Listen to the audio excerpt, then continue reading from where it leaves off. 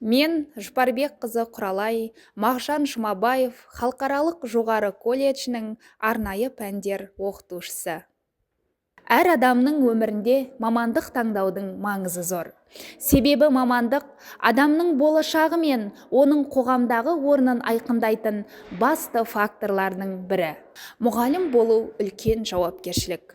Мұғалім болу тек білім беру ғана емес, сонымен қатар ол баланы тәрбиелеу, оның болашағына жол көрсету. Кез келген маман иесі ұстаздан тәлім тәрбие алады. Ұстаздың ең үлкен марапаты шәкірттерінің жеткен жетістігі. Бүгінгі күнде менің де шәкірттерімнің жеткен жетістіктері аз емес.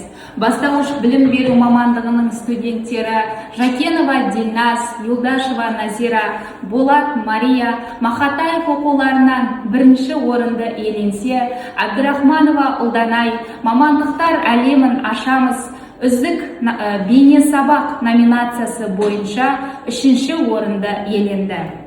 Студенттердің зерттеушілік білігі мен дағдысын қалыптастыру мақсатында УНОК 2306 тобының студенті Керимова Анел мен Республикалық ұстаз таңы ғылыми әдістемелік журналына мақала жарияладық. Қазір білім мен жаңа технология дамыған уақытта мұғалім үнемі ізденісте болуы қажет. Бұл мамандық тынымсыз еңбек пен үлкен жауапкершілікті талап етеді.